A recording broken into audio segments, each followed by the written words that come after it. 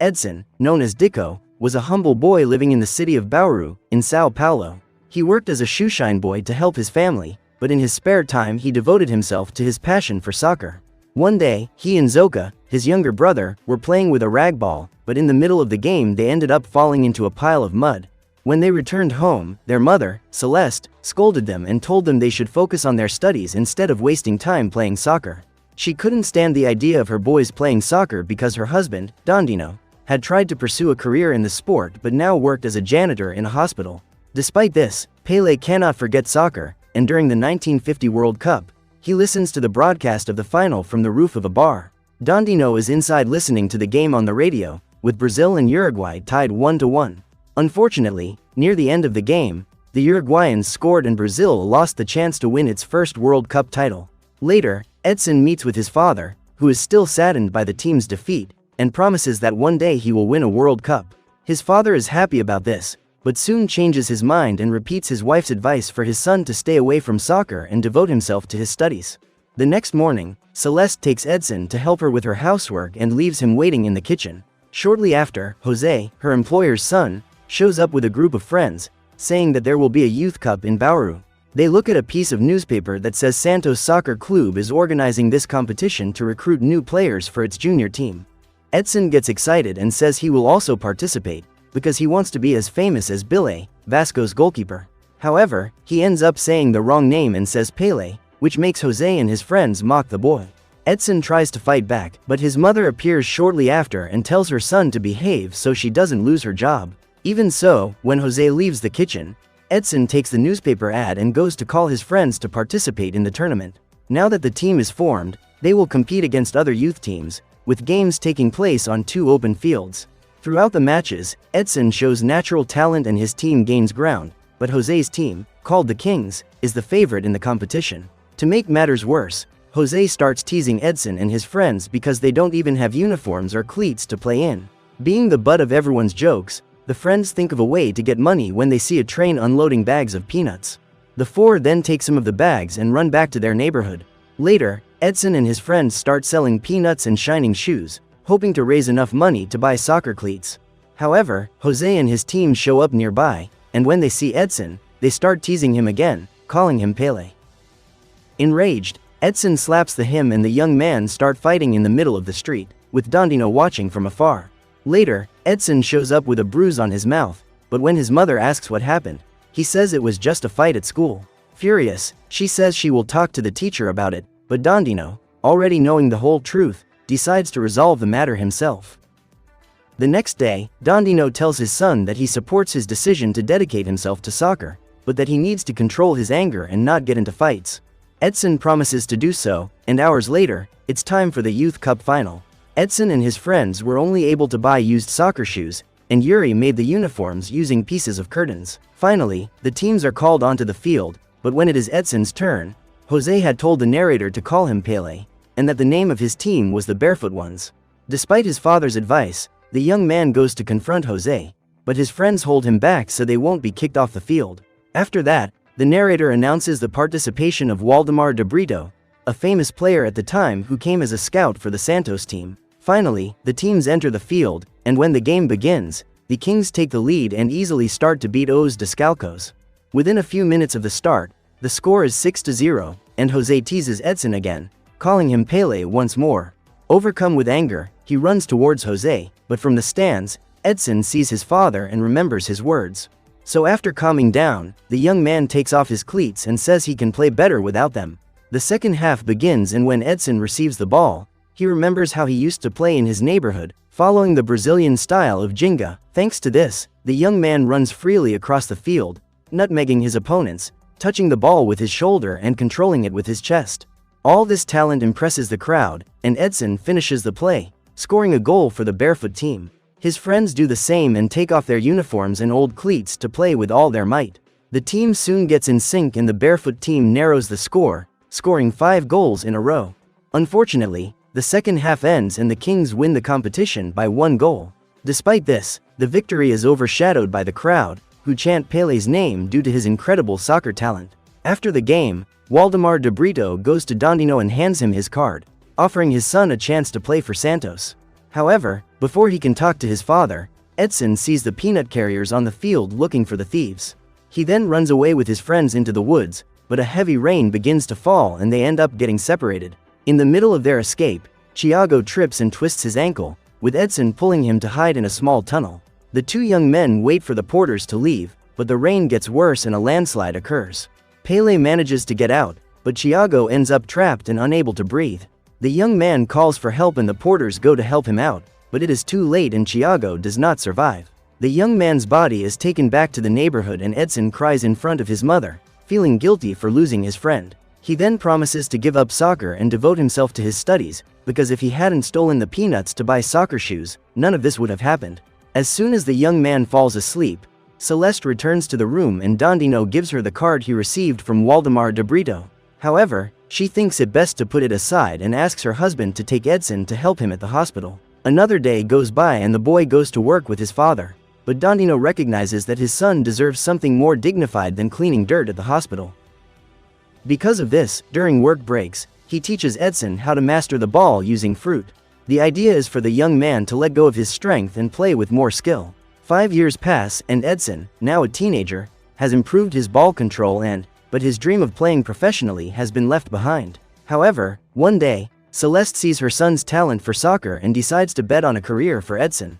Later, when he and Dondino return home, they find Waldemar de Brito in the living room, who offers the young man a spot on the Santos Football Club team.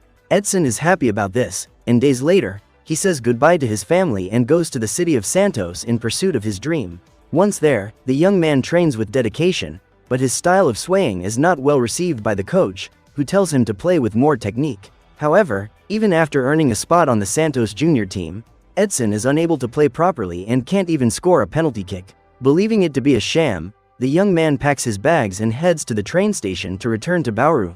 However, Waldemar saw the young man leaving the club and followed him there to convince him to stay on the team. Edson does not understand why the coach does not let him play with his swaying style, and the player explains that with the defeat of the national team in the 1950 World Cup, many blamed Brazilian soccer's swaying style. However, he reveals that the Ginga is a historical heritage and was the basis for the martial art of capoeira. Over time, the Ginga was adapted to soccer, but ended up being frowned upon by fans, especially with Brazil's defeat in the previous World Cup. After telling this story, Waldemar offers Edson the choice of leaving or returning to the club and showing his true Ginga. After thinking for a while, the young man decides to try again, and after days of training, the team organizes a match between the official and junior teams of Santos. During the first half, things go badly for the junior team, which loses 3-0. Playing technically has not worked for Edson, so he gathers all his courage and returns to the game, following the teachings he learned from his father. As soon as he receives the pass, Edson dribbles past the opposing players with smooth movements and nutmegs anyone who crosses his path. Finally, with the ball in the air, he jumps and performs a bicycle kick, hitting the goal in the corner. All the players applaud his performance, except the coach, who calls him over for a talk. Edson apologizes for disobeying his orders, but instead of scolding him, the coach tells him to continue using this technique in the next games. Over the months, Edson moves from the junior team to the professional team, showing off his skills and scoring goals in every new game. His incredible dribbling, ball control, and scoring ability make him famous not only in Santos, but throughout the country. That's why, at 16, Edson is already being considered for the next Brazilian national team. He then returns to Bauru, reunites with his family, and gives his mother a new stove and a radio as gifts so they can listen to his games at home. The next day, Dondino calls Edson and Zoka to listen to the broadcast on Radio Bandeirantes, where the list of players for the national team will be revealed. Names such as Zagallo, Garrincha, and Vava are called, but just as he is about to lose hope, Edson hears his name. The young player can barely contain his excitement, but he also knows that he now carries the hopes of an entire nation in the sport. Before Edson returns to the club, Dondino gives his son the old shirt of the Barefoot team, with the name Pele sewn on the back. The young man still dislikes the nickname, as it was the way people used to mock him. However, his father tells him that this was actually the name he was given after everyone saw him play with his unique style for the first time. Edson accepts the gift and takes the bus back to Santos to continue training. In 1957, a year before the World Cup, he goes to a party, and in addition to meeting his teammates Garrincha, Zito, and Didi, he also discovers that his old rival Jose is also on the team, now under the name Mazzola. During a press conference, Mazzola tells journalists that the Brazilian team will play with more technique to ensure victory in the 1958 World Cup. He also says that Jenga is a primitive and outdated way of playing and that it will have no place on the team. Edson is irritated by this and tries to defend the Jenga that his father taught him, but is interrupted by the national team coach, Vicente Fiala. The next morning, the coach reprimands Edson for his behavior at the party and tells him to play according to the training or he will be out of the team. With no other choice, the young man obeys, and Vicente takes all the players to play a training match. Journalists and photographers record the moment, and once again, Edson does not perform well using the technique taught by the coach. Then, when he receives the pass, the young man puts his fear aside and starts playing his own way, dribbling past the opposing team. However, he ends up being blocked by one of the defenders and falls awkwardly, causing a knee fracture. Because of this, his participation in the 1958 World Cup is uncertain, and the media questions whether Brazil will make the same mistakes as in the past.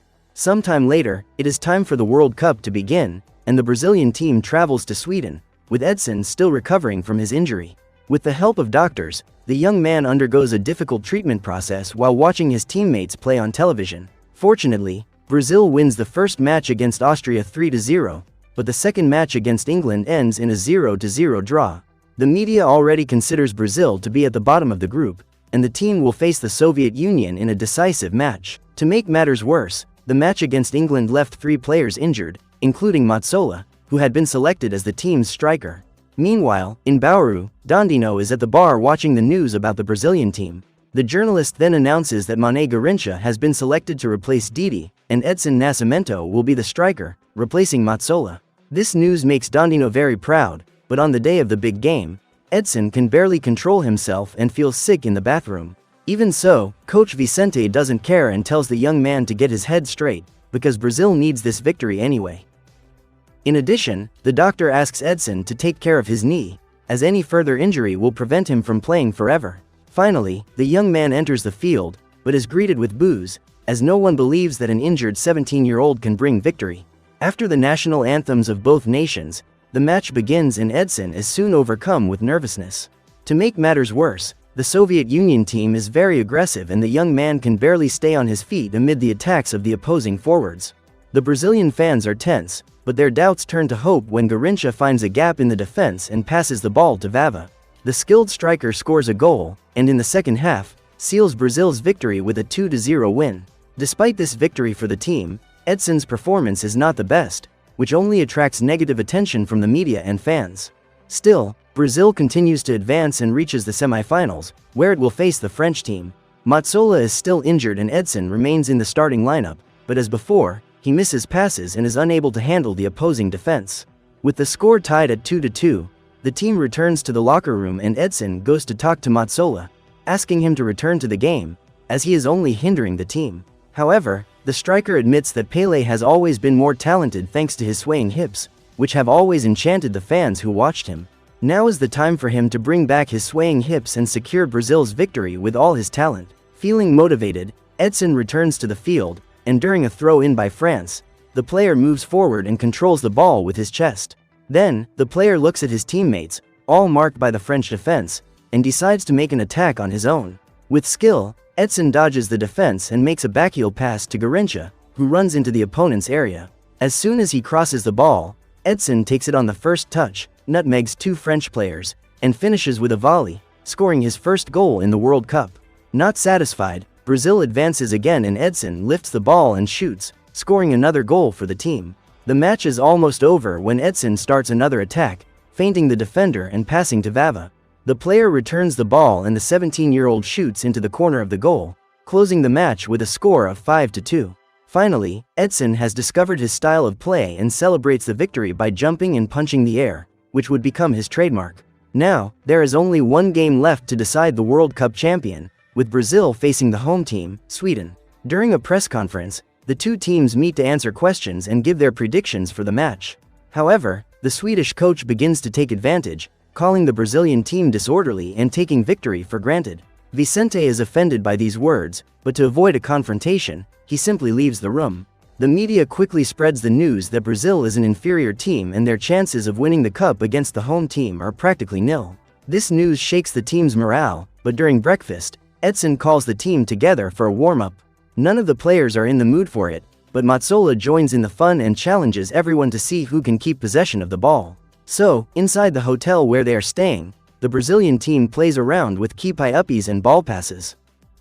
At one point, Edson ends up knocking over the sugar from one of the tables and apologizes to the guest sitting there, who has a very familiar face.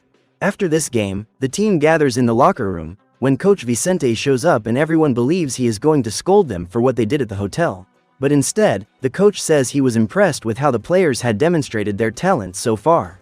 Even though he had focused on more technical training, he realized that Jenga is the Brazilian way of playing soccer and the team should bet on that. He then asks the players to give their best in the match and do one last training session before the game.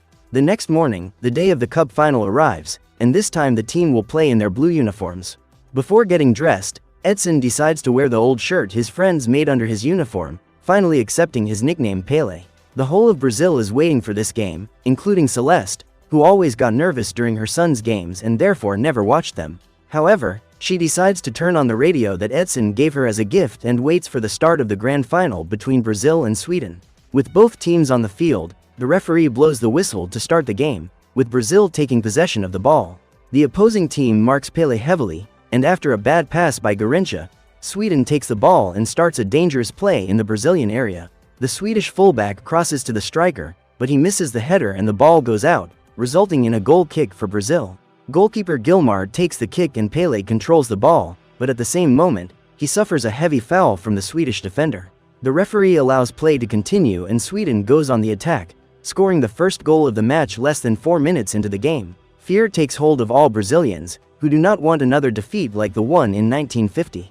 However, as soon as the match restarts, Pele goes all out and passes the ball to Garrincha, who runs at full speed into the Swedish area. He then passes the ball to Pele, but instead of trying to score, he fakes a shot and lets the ball go to Vava, who reduces the score to 1-1.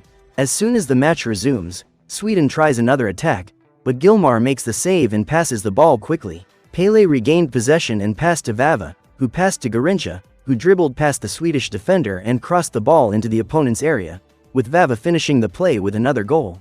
The Swedish team is left speechless in the face of Brazilian talent, while the world watches football history being written in this World Cup final.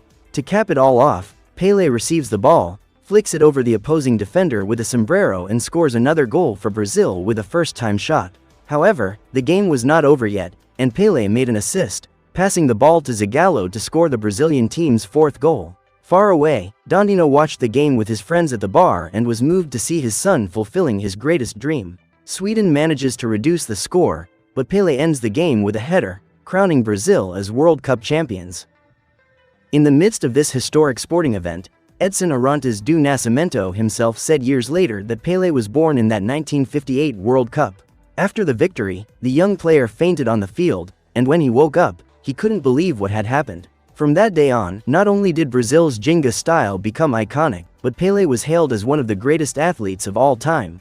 In addition to being considered a national treasure, he was the sport's top scorer and the only player to win 3 World Cups. The only record he never managed to achieve was scoring 5 goals in a single match, a record he left to Dondino, his beloved father. So what did you think of this movie?